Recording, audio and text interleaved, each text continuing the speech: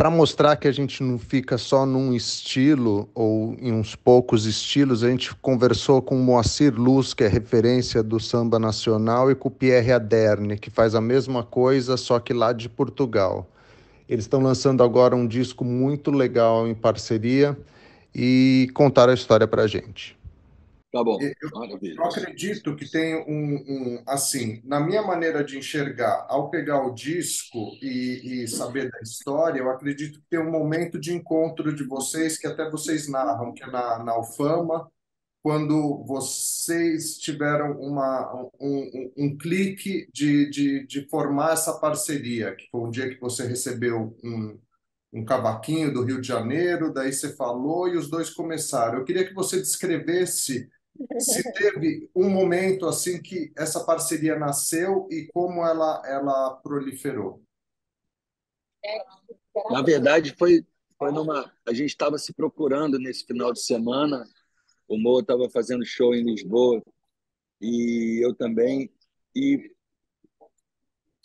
as pessoas que estavam com ele fazendo a produção não me responderam e tampouco também recebi recado.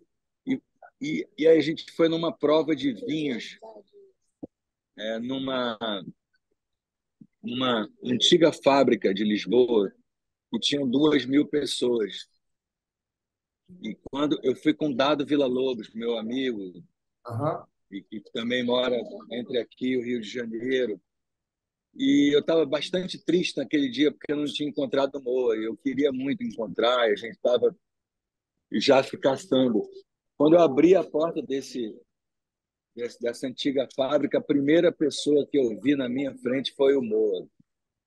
Então foi uma coisa assim de teve uma emoção muito grande ali, né? Aquela coisa da predestinação mesmo, da intuição. Eu não queria, eu falei pro Dado assim, não, não vou não. E Ah. aí, não, vamos lá, vamos lá. E aí a gente se encontrou. Eu acho que não teve assim não teve uma preocupação, nem um pensamento primário ali naquele momento de pensar numa parceria, era mais uma coisa da gente se encontrar, mas eu acho que foi quase uma aparição, né? Eu não sei, a gente já falou Você muito tá me disso. ouvindo? Estamos Estamos te ouvindo, ouvindo. Moacir. Eu não lembro agora, Pierre, mas eu acho que teve uma coisa que me chamou a atenção. Digo, opa, isso vai dar certo. A história do cavaquinho que tinha ganho. A cavaquinho do Soto antigo que o Luiz Felipe de Lima, que é um grande sete cordas do Rio de Janeiro e amigo, tinha me mandado. E eu achei aquela Então, história do cavaquinho fascinante. eu Você tinha contei a pego o história que cavaquinho pela primeira vez, e parecia que tinha uma melodia dentro, né? tinha uma melodia dentro. Mas o que eu acho que foi interessante, amor, eu quero que eu estava falando para o Luiz, eu acho que não teve uma preocupação nossa de vamos se encontrar para começar uma parceria, para fazer um disco, para fazer não sei o quê, para fazer não sei o que lá. Não, Né? Eu não. acho que foi uma coisa muito mais de um encontro mesmo arrebatador, né? De uma, Essas palavras de, difíceis, assim, foi uma coisa orgânica. extremamente e humano. Então, acho que de- parecia que a gente era aqueles meninos jogando Amigo de bolinha de gude, criança. soltando pipa na laje do Morro do Dendê, né? Foi mais ou menos assim, Luiz. E E a você, visão, desculpe, a visão que a gente tinha da cidade era muito parecida, apesar de termos tido vividos ambientes diferentes. e por falar em encontro, é perceptível muito da trajetória de cada um dentro do que se cruzam justamente pela cidade, né? Que é a trajetória dos dois, principalmente nos trabalhos nos trabalhos icônicos com o Moacir no Samba do Trabalhador e o Pierre no Rua das Pretas, ele é perceptível que ele se encontra no disco. Como você. Isso para quem está ouvindo, sem ter a visão de como essa fusão se deu pelos artistas. Eu queria saber de vocês, assim, onde vocês acham que se encontram as trajetórias e os trabalhos principalmente esses mais icônicos dos dois. Quer falar, amor? O Moa caiu. Aí então eu vou te falar então o que que eu penso. Tá. Com relação aos dois trabalhos, eu acho que tem uma característica realmente muito parecida, que é fazer música em comunidade e Aham. para a comunidade, né? Acho que a nossa escola, né, desde lá de sempre, né? Comecei na música no teatro, nas peças infantis do grupo Ombu e Ilo Krugli. Eu, criança, minha tia é atriz, Silvia Derne e tal, e tinha um núcleo musical muito forte nesse teatro, que era o Kaique Boticai, o Beto Coimbra, e os arranjos eram do Ian Guest. Tá. Então, eu, quando estava de férias, eu ia em turnê com essa trupe, como se fosse quase um circo mambembe de beira de estrada, né? E então esse senso de fazer arte em comunidade, né?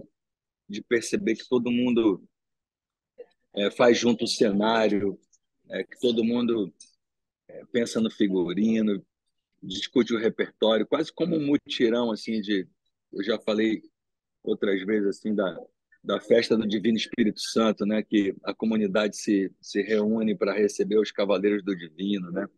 Uhum. Então, quando eu olho a Rua das Pretas e olho o samba do trabalhador, acho que tem uma preocupação do Moa com samba e minha lá com as pretas, que é essa coisa de fazer música em comunidade, né? E de pensar sempre não só não só nas parcerias musicais, mas também em geral como um negócio, alguma coisa que gere sustentabilidade para várias pessoas e várias famílias envolvidas, né?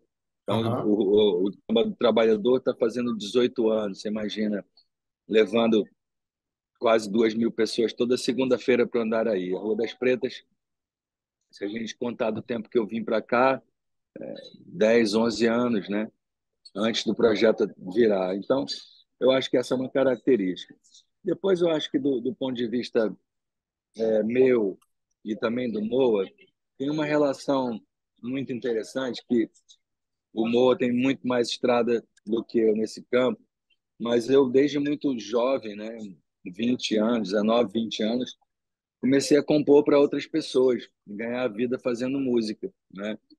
Então, a primeira música gravada minha foi com Flávio Venturini no Noite com Sol.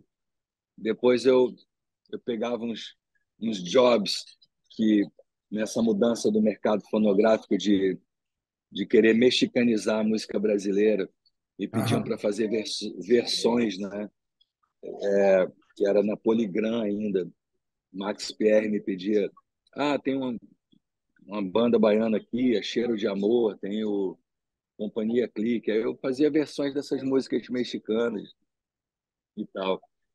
E depois as parcerias com o Wagner Tiso, e aí fui mandando música para um monte de gente, Seu Jorge, os portugueses, né? Zambuja e tal, Madeleine Crew, Melody Gardot, os gringos que gostavam da música brasileira e da música em língua portuguesa. Então, essa coisa de e fazer trilha também, o filme do Murilo Salles, Seja o que Deus quiser. Murilo, faz uma música aqui para.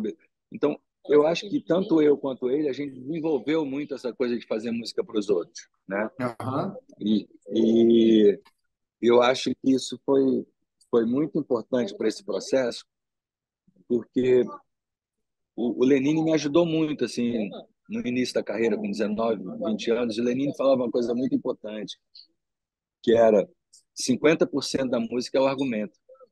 Você vai falar sobre o quê? Né? E o Mo tem essa mesma pegada. O Lenine dele foi o Hélio Delmiro, né? onde Aham. ele começou onde ele começou a aprender os, os traçados desse caminho. Então, eu acho que quando a gente começou a escrever, a gente esqueceu essa parte toda e a gente resolveu, sem saber, fazer música para gente, né? Uhum. Eu para ele para mim, nas parcerias. E de uma forma muito. Até comentei com ele outro dia, dá a impressão que a gente fica compondo no subconsciente, marinando ali, e quando a gente se, se dá conta, a canção nasce em 5 minutos, né? Mas, assim, deve ser fruto do que a gente conversa, do que a gente pensou, do que é essa energia espiritual, não é? Não sei que nome dá, não é? Essa, por que que tem tanto match, né? Por que que funciona tanto, né? Nas paixões, né? Eu acho que é muito por aí. E as canções acabaram por nascer assim. Então, outro dia até ele falou, né? Ah, vocês fizeram música pensando um no outro. Aí, não, ele falou assim, eu tô na idade de me curtir, né? Aham. Então, sempre foi desde a primeira canção, que foi o Sal de Outro Mar, que tem essa brincadeira, né, que eu já tinha escrito uma letra e eu falei para ele assim, não escrevi não, parceiro, posso musicar? Ele falou, eu falei, eu posso botar letra? Claro, parceiro, mas eu já tinha, não queria perder a parceria, né? E aí, ele mandou uma letra e eu acabei inventando uma outra melodia para essa letra. E aí eu falei, não, acho que essa ficou melhor. Ele falou, e aquela outra? Aí eu contei a história para ele, né? Ou seja, do primeiro contato, da primeira aparição, eu acho que a nossa preocupação maior foi se divertir, né? O Ian Guest, e eu sempre penso nessa frase quando eu faço em relação ao trabalho com o Moa, ele tinha uma frase muito boa que ele dizia o seguinte: a criança sabe porque não sabe que não sabe, e o adulto não sabe porque sabe que sabe ou sabe que não sabe, né? Aham. Então, o que eu acho que aconteceu com a gente é que realmente a gente brinca de fazer música, como a gente brincava de bolinha de gude de soltar pipa na laje, né? Entendi. Dentro desse mesmo conceito, Pierre, o que causa curiosidade é que você falou dessas demandas de mercado durante a carreira, que a época de mexicanizar a canção brasileira, a época de fazer sempre sob demanda, assim, de modo geral, sob demanda de mercado. O mercado hoje, ele demanda uma ansiedade musical que é para você não precisa fazer canção, você precisa fazer um single, você precisa ter uma recorrência de lançamentos. Então, são bandeiras diferentes. Não estou falando, não estou em julgamento de mérito sobre o que é melhor ou o que é pior, mas são demandas diferentes de mercado. E o que vocês lançam é uma bandeira completamente diferente, que é o de fazer, pelo que eu entendo e pelo que eu ouço no trabalho, é de fazer música perene sobre um conceito de disco que a gente da minha geração também aprendeu a amar esse conceito de disco em um período em que as coisas são muito voláteis. Tudo é muito próximo, próximo, próximo, e vocês fazem uma obra que eu entendo que é para ficar.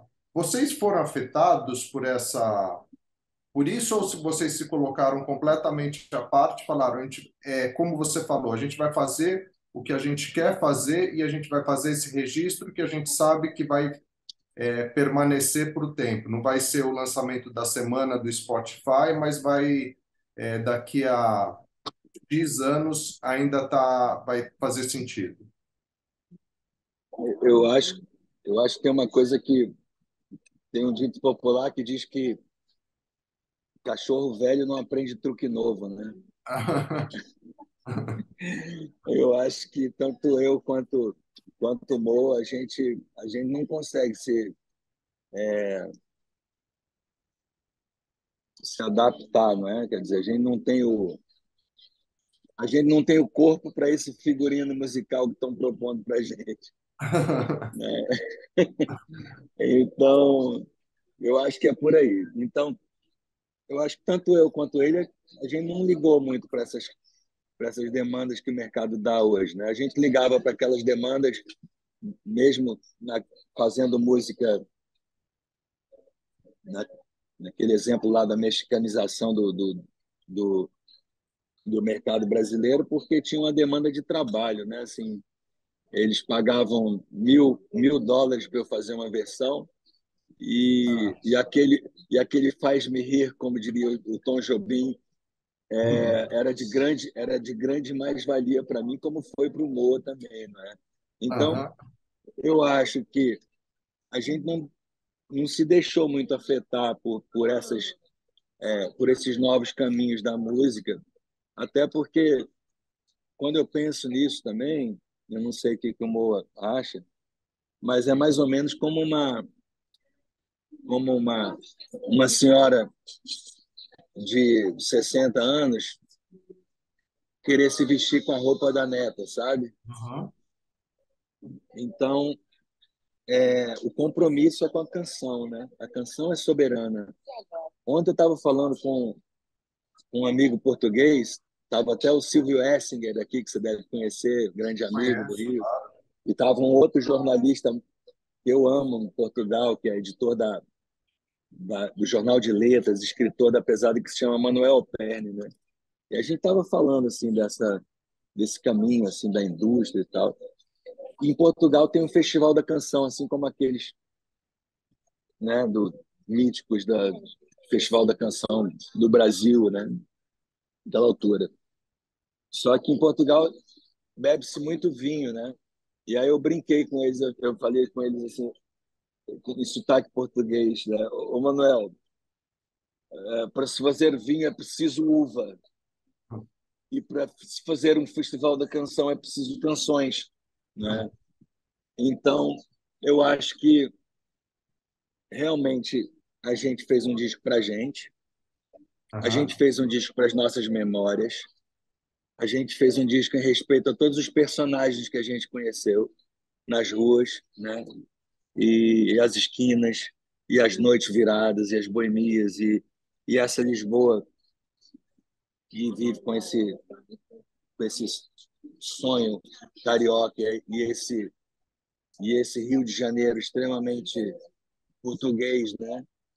Dos palavrões na imigração portuguesa dos anos 30, 40 era do norte de Portugal, por isso que carioca fala palavrão igual vírgula, né? E Ah, também dos botecos, e também das padarias. Então, acho que foi muito isso. E foi muito emocionante também, porque para mim foi muito importante esse encontro, não só do ponto de vista musical, mas do ponto de vista pessoal. O Mo é a pessoa mais pura que eu conheço, não só dentro da música, a minha vida toda. Assim. É uma pessoa. Outro dia eu ouvi uma música bonita do Nego Álvaro, que ele produziu o disco, que é uma música dele do Sereno. Eu falei, puxa, que música bonita. E ele falou para mim assim: pois é, parceiro, mas eu fico tão triste. Às vezes a gente faz uma música bonita e ninguém escuta, né? Ou ah. seja, que é exatamente a tua pergunta, né? De não se encaixar lá nos símbolos e no formato, e de não ter semana suficiente para criar um pitch no Spotify, ou, não é? E para os editores enxergarem a música. Então, eu acho que a gente fez para a gente mesmo, e para as pessoas que viveram aquilo, que querem, né, revisitar aquela memória daqueles lugares por onde a gente passou. Então não teve endereço, nem alvo, nem, nem plano de marketing, nem nada, né? Foi só vontade mesmo e amor. E eu tenho mais uma pergunta só, para também não tomar tanto do seu tempo, que é Imagina. a partir do disco e sabendo que o Moa ele tá em processo de terapêutico e com a saúde, com questões de saúde. Vocês vislumbram apresentar esse disco ao vivo, fazer alguma coisa, mesmo com os devidos cuidados? ou o trabalho de vocês se encerra com o lançamento da obra? Eu brinquei outro dia para ele, eu falei, Moa, enquanto tiver cachaça na garrafa, a gente vai seguir, né? Ah, Então, a gente tá planejando duas coisas nesse sentido. Uma delas é uma é fazer os Sescs em São Paulo aham, e também um projeto que a gente quer fazer no Rio de Janeiro, que a gente está em curso lá na Funarge, que é de, de criar um songbook com parte da obra do Moa, parte da minha obra, dessas composições que foram gravadas por muita gente, incluindo as músicas que entraram no disco e as outras 20 que não entraram, né? Que a gente compôs, sei lá, 30 músicas, né? E aí, a partir daí, fazer uma série de concertos, começando na Sala Municipal lá do Rio, né? Então, a gente uhum, tem isso tudo pronto, tem a banda pronta. A gente fez, a semana passada, no Coliseu Porto, um núcleozinho no meio do show da Rua das Pretas, em que a gente tocou 4 músicas do disco, aham, e também no Hotel Mundial, no telhado do Hotel Mundial em Lisboa. E a gente quer fazer isso começando por São Paulo, por esses Sescs, com essa, né, com essa banda que fez o álbum. O, o Walter Areia no contrabaixo, Nilson Dourado nas percussões, um 7 cordas, que possivelmente é o Luiz Felipe de Lima, e o Alain Abadia aí de São Paulo no trombone. Então, isso tá tudo programado para a gente fazer e a gente tem muita vontade. E depois tem uma coisa muito, muito bacana, porque a gente acaba por ser contador de histórias que a gente viveu tanto. E uhum, no meio do show, tanto no Coliseu Porto quanto em Lisboa, foi muito engraçado, porque a gente, no meio das músicas, vai contando as histórias das pessoas, dos personagens e tal. Então, a gente tem muita vontade de fazer isso, espero que dê tempo, para mim e para ele. E tem uma coisa que eu ia te falar com relação às histórias, né? Quando a gente tá junto, a gente só ri, a gente só conta aham, piada um pro outro, histórias e tal. Então, a contracapa do disco que a gente tá dando uma gargalhada Eu aham. tentei, foi uma. falei, eu trabalho com ele, vai chegar o meu ainda. Entrei. É, ô, Moa, você chegou na parte que eu vou contar a piada do canarinho, Do do Canarinho. Luiz. Então, conta você aí. O cara Que a, chegou que numa a, que... loja de animais, aí viu lá um canarinho, subiando, bonito. Aí o cara perguntou: "Por que quanto é que tá esse canarinho aí?" 10.000 euros. 10.000 euros? Tá maluco, rapaz? Aquele ali tinha um caladinho ali, Borocochô. Aquele é 20.000 euros. 20.000 euros, 10.000 calado, 20.000 calado, 20.000 euros. É, mas esse é o compositor. Muito bom. Então, Gente, essa me desculpa, gargalhada. aconteceu de tudo. Não, Eu. mas já contei a tua história toda. Não contou É, detalhes, não, né? Não, detalhes não. o Detalhes Moacir não. voltou, mas eu tenho mais uma pergunta, se der tempo, para o Pierre, Tá. que é o Ah, tá. seguinte, que é, cara, quando você começou a parceria, não te deu um certo frio na espinha? Porque você pega o Moa, pô, o cara é parceiro do Aldir Blanc, uma coisa assim, é meio que você vai pegar o Zico, que já teve o Tita como parceiro, você vai pegar a seleção de 82, você vai ter que ser o Falcão nessa, nesse time. Não te deu um certo frio na espinha? E foi engraçado que não, sabia? Não deu porque eu acho Ah, que aquela outra parte que a gente estava falando foi tão mais forte do que isso que a gente, antes de pensar em fazer música, a gente já estava dando gargalhada, né? Então, aham, parecia que a gente se conhecia desde sempre, né? Apesar de ser analogias de futebol, apesar dele ser flamenguista e eu ser vascaíno, né? ah, Não, foi muito puro mesmo, não pensei sequer nisso. Eu já tinha tido outros parceiros assim, né? Como o Wagner Tiso, por exemplo, virou muito meu amigo, que a gente fez e tal. Mas A única coisa que aconteceu foi a coisa do cavaquinho mesmo. Quando ele falou assim, posso botar uma letra nisso? E eu falei assim, eu que não vou falar que tem letra já. Claro, posso, né? Mas esse momento durou muito pouco, né? Porque eu acho que quando acontece, né? O amor quando acontece, né? Ele é maior, é mais forte do que tudo, né? Do que o pensamento, do que pensar, por que que eu estou fazendo aqui, ou para onde essas canções vão nos levar, não é? Eu acho que foi mais, prevaleceu esse lado ali. Claro que eu fico extremamente honrado, né? E falei isso, Obrigado. Moa, que eu estou muito feliz da gente tá vivendo esse momento juntos aí, das canções que a gente fez, muito orgulho e muito.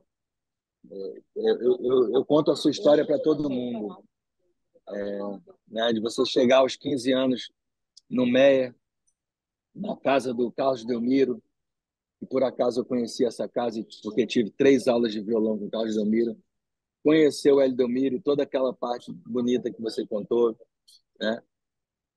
Predestinação, como você diz, né? O, é, eu fico falando contigo, eu fico emocionado com esse disco de Portugal, está me emocionando muito. Eu sou uma maneira de ser, eu vou falar uma coisa aqui vaidosa e ao mesmo tempo eu sou um esculhambado, entendeu?